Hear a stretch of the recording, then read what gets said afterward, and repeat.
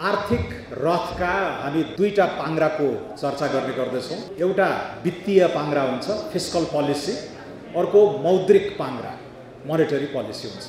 यो दुईटा पाङ्ग्राले चाहिँ अर्थतन्त्रको बाह्य पाटाहरू, आन्तरिक उत्पादनका पाटाहरू, रोजगारीका पाटाहरूलाई डोर्याइरहेका हुन्छन्। त्यसैले यो एकदमै महत्त्वपूर्ण छलफल हो। यो वित्तीय नीति भनेको चाहिँ जेठ 15 मा संविधानमै तोकिएको मितिमा जुन बजेट भनेर सबैले बुझ्छन्, आम जनताले त्यसलाई हामीले बढी चासोका साथ फलो पनि गर्ने गर्दछौँ। कस्तो बजेट आयो, कस्तो आकारको बजेट आयो, यसलाई कार्यान्वयन गर्न सकिन्छ कि सकिँदैन, पोहोर कहाँ खर्च गरियो गरिएन, विनियोजनका कुराहरू, मन्त्रालयगत क्षेत्रगत विनियोजनका कुराहरू हामी बडो चासोले हेर्छौँ। तर त्यो जत्तिकै महत्त्वपूर्ण मौद्रिक नीतिबारे चाहिँ यो प्राविधिक विषय हो, बैंकरहरूको विषय हो, राष्ट्र बैङ्कको विषय हो, अलिअलि अर्थ मन्त्रालयको विषय हो भनेर हामीले त्यति चासो दिने गर्दैनौँ। तर ब्याजका कुराहरू, बजारमा जाँदाखेरि मुद्रास्फीतिका कुराहरू, कर्जा लगानीका लागि कर्जा प्रवाहका कुराहरू, लिएको सामा र ब्याजहरू तिर्न सक्छौँ कि सक्दैनौँ, अहिले जुन आम तहमा एउटा गुनासो, चिन्ता, सङ्कट, सकस सबैको बारेमा पनि वास्तवमा यो जेलिने ठाउँ चाहिँ मौद्रिक नीति नै हुन्छ। त्यसैले यसलाई हामीले यो प्राविधिक अलिकति अमूर्त विषय मात्र होइन, यो जनजीविकासँग गएर ठोक्किने विषय हो भनेर पहिलो पटक सायद यसरी सार्वजनिक बहसको रूपमा हामीले राष्ट्रिय स्वतन्त्र पार्टीको अर्थनीति विभाग र उद्योग वाणिज्य विभागको सहकार्यमा यो संस्करणमा हामी यहाँ उपस्थित छौँ। राष्ट्र बैङ्क असाध्यै महत्त्वपूर्ण संस्था हो। 2058 सालको ऐनबाट यो निर्देशित छ। धेरै ठाउँमा राजनीतिक हस्तक्षेप भयो भनेर राष्ट्र बैङ्कको गभर्नरलाई चाहिँ सितिमिति हटाउन नमिल्ने गरेर त्यो हदसम्मको स्वायत्तता दिएर चाहिँ त्यो ऐन आएको छ। र त्यसै ऐनमा राष्ट्र बैङ्कले गर्नुपर्ने कामहरू र यो मौद्रिक नीति मार्फत पनि उनले पूर्ति गर्नुपर्ने उद्देश्यहरूका बारेमा राम्रो चर्चा गरिएको छ।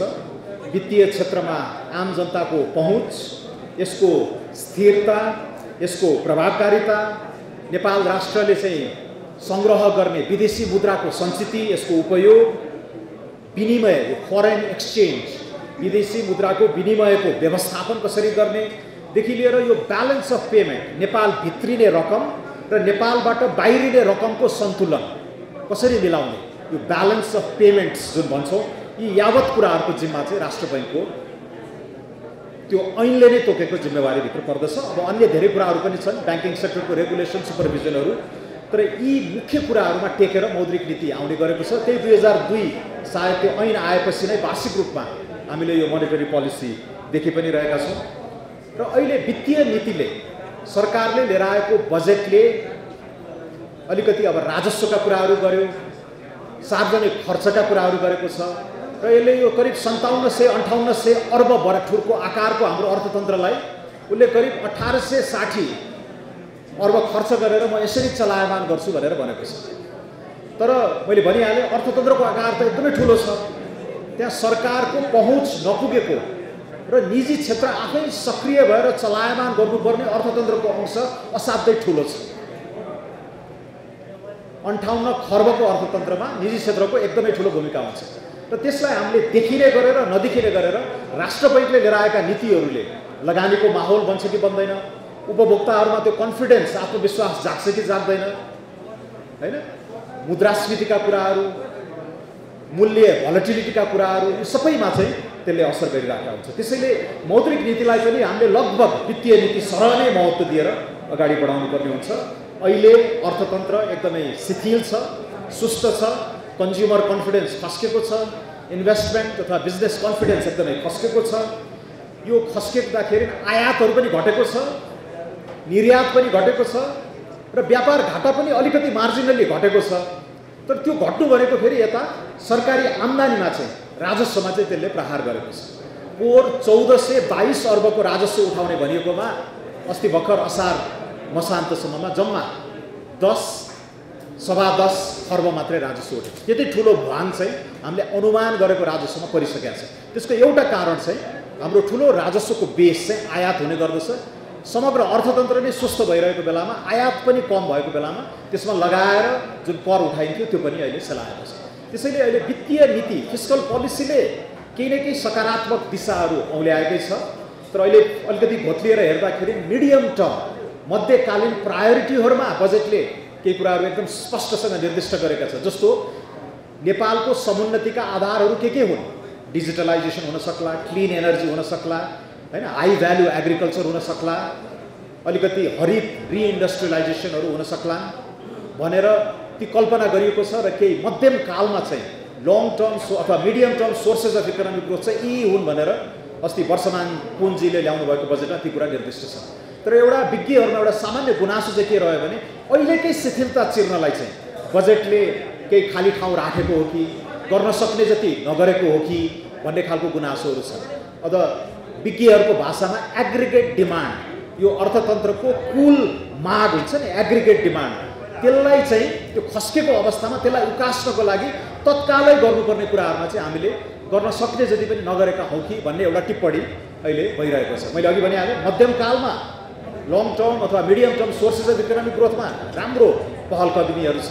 तर तत्कालको नैराश्य, तत्कालको शिथिलता चिर्नको लागि चाहिँ फिस्कल पोलिसी जेठ 15 को बजेटले अझ केही गर्न सक्छ कि, करका दरहरू चलाएर हुन्छ कि इत्यादि चाहिँ हामीले त्यो कन्फिडेन्स दिन सक्थ्यौँ कि भन्ने एउटा टिप्पणी छ। अब मौद्रिक नीति चाहिँ त्यसको परिपूरकको रूपमा आउने भयो। वित्तीय नीतिले गर्न नसकेका वा ठाउँ रहेका चिजहरूमा मौद्रिक नीतिले परिपूरकको रूपमा आएर त्यो शिथिलतालाई चिर्न केही गर्न सक्छ कि, कर्जाको कुराहरूमा, ब्याजदरका कुराहरूमा, विभिन्न ऋणीहरूको ब्यालेन्स सिटलाई अलिकति सजिलो बनाइदिने कुराहरूमा चाहिँ मौद्रिक नीति मार्फत हामीले केही सम्बोधन गर्न सक्छौँ कि भनेर अहिले आम सरकारवालाहरूले चासोको रूपमा पनि यो क्षेत्रलाई हेरिरहेका छन्।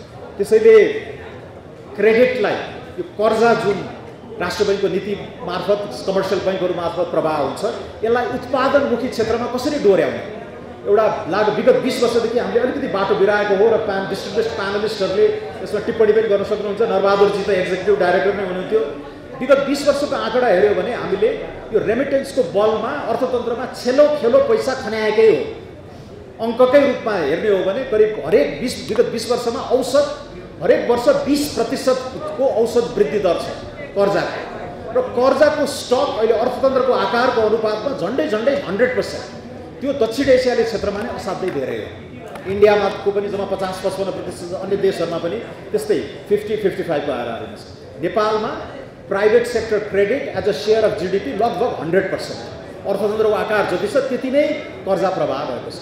तर त्यत्रो चाहिँ सहजतापूर्वक खन्याइएको कर्जा कहाँ गयो भनेर अहिले खोतल्दाखेरि घर जग्गामा गएको देखिन्छ, आयातमा गएको देखिन्छ, सेयर बजारमा गएको देखिन्छ। तर उत्पादन बढाउने क्षेत्रहरूमा चाहिँ जानुपर्ने हदसम्म नगएको हो कि, त्यसैले हाम्रो आर्थिक वृद्धि चाहिँ रियल ग्रोथमा चाहिँ 4-5%, मुद्रास्फीति समेत जोड्दाखेरि 10-11%। अब यो हरेक वर्ष अर्थतन्त्र चाहिँ 10-11% को नोमिनल ग्रोथ हुने, कर्जाको वृद्धि चाहिँ 20% हुँदाखेरि यो डाइभर्जेन्स देखियो। अर्थतन्त्रको वृद्धिको अनुपातमा कर्जाको फ्लो भइ नराखेको। 20 वर्षको वार्षिक वृद्धि भनेको 3.5 वर्षमा त्यो डबल हुँदै जाने हो। 7 वर्षमा 54, 11 वर्षमा 8 गुणा, 14 वर्षमा 16 गुणा गर्दाखेरि 20 वर्षमा त त्यो कर्जाको पुल झन्डै 50-60 गुणाले बढ्यो।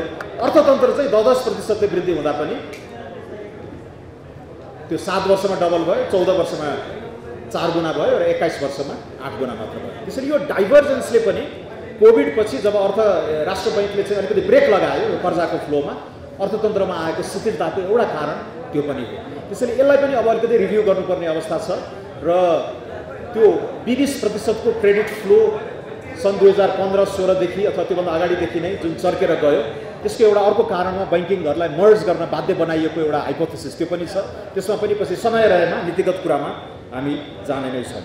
त्यसैले यो पुराना रोगहरूलाई पनि सच्याउनु छ, अहिलेको तात्कालिक शिथिलतालाई पनि हामीले चिर्नु छ र अलि बिग इस्युजहरू राष्ट्र बैङ्कले हेर्नुपर्ने ठुला इस्युजहरू जस्तो भारतसँगको हाम्रो पेग 100 भारु बराबर 160 नेपाली रुपियाँ भएको झन्डै 30 वर्ष नागिसक्यो। त्यो पिरियडमा भारतको प्रोडक्टिभिटी र नेपालको प्रोडक्टिभिटीमा पनि ठुलो डाइभर्जेन्स आइसकेपछि उनीहरूको इन्फ्लेसनको प्याटर्न हाम्रो इन्फ्लेसनको प्याटर्न पनि अलिकति फरक छ भनेपछि यो पेगको पनि रिभ्यू गर्नुपर्ने बेला भयो कि भएन भन्ने एउटा ठुलो क्वेसन त्यहाँ आएको छ। फरेन एक्सचेन्ज रिजर्भ्स आयात पनि घटेको, तर यत्रो सङ्ख्यामा युवाहरू बाहिर जाँदाखेरि ठुलो मात्रामा फरेन एक्सचेन्ज रिजर्भ्स पनि थुप्रिरहेको। नेपालकै इतिहासमा सायद यति धेरै विदेशी मुद्रा डलरको थुप्रो राष्ट्र बैङ्कमा लागेको सायद पहिला थिएन होला। पहिलोचोटि अलि कम गरिदिनु होला आवाज चाहिँ। यो मिडिया साथीहरू अलिकति यता आइदिनु भयो भने सजिलो हुन्थ्यो। $15 बिलियन 42-44 अर्ब डलरको अर्थतन्त्र नेपाली रुपियाँमा अब अलिकति 133-134 गुणन गर्नुभयो भने 5700-5800 अर्बको हाम्रो अर्थतन्त्रमा 42-44 अर्ब डलरको अर्थतन्त्रमा 15 अर्ब डलरको हाम्रो अहिले थुप्रिरहेको छ। कहिलेकाहीँ धेरै डलर थुप्रिनु आफैमा त्यो राम्रो नहुन पनि सक्छ, किनकि त्यो युज नभएर आइडल बसेको रिसोर्स हो। त्यसलाई हामीले सभरेन वेल्थ फन्डको रूपमा हुन सक्छ कि अन्य वित्तीय उपकरणहरू मार्फत बेटर परिचालन गर्न सक्छौँ कि भन्ने प्रश्न छ। केही देशहरूमा विदेशी मुद्राको सञ्चितले कति महिनाको आयात धान्न सक्छौ भनेर सोध्ने गरिन्छ। हाम्रो हकमा अहिले 15-16 महिनासम्म पुगिसकेका छ। लगभग 4-5 महिनाको आयात धानेपछि चाहिँ अलिकति रेड फ्ल्यागहरू, अलिकति खतराका घन्टीहरू बज्छ भनेर हामी भन्छौँ। हामी कहाँ 15 महिनाको आयात धान्न सक्ने थुप्रो भइसकेको छ। यसलाई अझ राम्ररी सदुपयोग गर्न सकिन्छ कि, त्यसैले यसमा पनि अलिकति लङ टर्म बिग पिक्चरका बहसहरू चाहिँ हामीले आज भ्याइँदैन होला, तर केही साथीहरूले छुन चाहनुभयो भने त्यसमा पनि हामी जान सक्छौँ। धेरै लेजिस्लेटिभ रिफर्महरू पनि थातिरहेका छन्। आज धेरै सांसदज्यूहरू यहाँ हुनुहुन्छ। बाफिया नै अहिले चाहिँ संशोधनको क्रममा छ। यसलाई कुन दिशातिर लाने, ब्याङ्किङ सेक्टरको यति महत्त्वपूर्ण वित्तीय नियमनको त्यो भूमिका जुन राष्ट्र बैङ्क मार्फतै गर्छौँ हामीले, त्यसलाई कसरी समयानुकूल बनाउने, कसरी आधुनिकीकरण गर्ने भन्ने प्रश्न पनि एकदमै महत्त्वपूर्ण छ। 2019 के 20 सालदेखि हामीले विदेशमा लगानी गर्न प्रतिबन्ध लगाएका छौँ। त्यति बेला विदेशी मुद्राको असाध्यै स्क्यार्सिटी हुने, बल्ल बल्ल गोर्खा पेन्सनबाट वा विदेशीले दिएको अनुदान मात्रै हाम्रो आधार हुन्थ्यो, निर्यात त्यति थिएन। अहिले रेमिटेन्सले गर्दाखेरि विदेशी मुद्राको सञ्चित एकदम बढेको छ। बाहिर गएर म व्यवसाय गर्छु भन्नेलाई किन चोर बाटोबाट गर्ने, लिगल्ली ट्याक्स तिरेर बकाइदा बाहिर लगानी गर्न दिने कि नदिने। हिमालयन जावा जस्ता आउटलेट स्टारबक्ससँग कम्पिट गर्न किन सक्दैन। त्यसैले एकदमै टाइट गाइडलाइनहरू बनाएर नेपाललाई लेट्स गो ग्लोबल भनेर जुन हाम्रो राष्ट्रिय स्वतन्त्र पार्टीको त डायस्पोरासँगको एक किसिमको आत्मीयता पनि छ। डायस्पोराको पुँजीलाई नेपालको समृद्धिमा लगाउनुपर्छ भनेर पनि हामी लागिरहेका छौँ। त्यसैले यो विषयमा पनि अब अलि उदार भएर सोच्ने बेला भयो। यो डलरको थुप्रोलाई कसरी सदुपयोग गर्ने भन्दाखेरि सम्भावना भएका नेपाली कम्पनीहरू, नेपाली उद्यमीहरूलाई लेट देम गो ग्लोबल र पैसालाई बाहिर पनि जाओस्, भित्र पनि आउन सक्ने गरेर हामी गरौँ। 19 साल 20 साल भनेको त 60 वर्ष पुराना एकदमै एन्टिक्वेटेड आउटडेटेड लजहरूको बन्दी बनेर हामी बस्न हुँदैन। र अहिले अब क्रिप्टोका कुराहरू छन्, नयाँ नयाँ डिजिटल करेन्सीहरूका पनि कुरा आएका छन्। क्रिप्टोमा म आफै पनि स्केप्टिक हुँ एउटा अर्थशास्त्रीको रूपमा, तर CBDC भन्ने जुन सेन्ट्रल ब्याङ्कको डिजिटल करेन्सी चाहिँ मे बी द फ्युचर, र यसमा नेपालले के कस्तो तयारी गर्नुपर्ने हो र त्यो दिशा ग्लोबल्ली नै हामी त्यता मुभ गरिरहेछौँ भने the way we understand money, the way we understand अथवा रेगुलेसन अफ मनीका कुराहरूमा पनि नयाँ सिराबाट हामी बहसहरू छेड्नुपर्ने हुन्छ। त्यसैले मौद्रिक नीतिको महत्त्व, अहिलेको तात्कालिक आर्थिक चुनौतीहरूमा यसले वित्तीय नीतिलाई कुन हदसम्मको परिपूर्ण गर्नुपर्ने हो र आगामी अहिले हामी थलिएका रोगहरू, अलि पुराना क्रोनिक रोगहरूबाट पनि कसरी करेक्ट भएर जाने र some big issues that we need to start thinking about बारे पनि चाहिँ हामीले बहसको थालनी गर्नेछौँ। आज यी सबै कुराहरू भ्याइन सक्छ, तर एकदमै नेपालीमा भन्छौँ नि हामी खतरा प्यानल भनेर, खतरा प्यानल छ। अनिलजी हुनुहुन्छ, नरबहादुरजी मोनिटरी पोलिसीमै एमफिल गर्नुभएका, राष्ट्र बैङ्कको रिसर्च डिपार्टमेन्टमा काम गर्नुभएको, वर्षाजी आफै उद्यमी हुनुहुन्छ, क्लिन एनर्जी ब्याङ्कको डेपुटी सिइओ हुँदै अहिले क्रेडिट रेटिङ एजेन्सी एउटा इन्डियन मल्टिनेसनल सायदको चाहिँ यहाँ स्थानीय हेड हुनुहुन्छ, एकदमै चर्चित महिला उद्यमी नेत्री हुनुहुन्छ, CNI-सँग आबद्ध। अब भुवनजी त नाभेल बैङ्कदेखि नै मलाई याद छ र पछिल्लो चरणमा सानिमाको एकदमै ख्यातिप्राप्त कम्पिटेन्ट इन्टेग्रिटी भएको चाहिँ CEO भनेर चिनिएको र कति 50 कि 52 वर्षमा म रिटायर हुन्छु अब भनेर भलन्टरीली छोडेर अहिले समाजसेवा लगायत क्षेत्रमा गर्नुभएको छ। We couldn't have dreamed a better panel composition. र ओभर टु अनिलजी।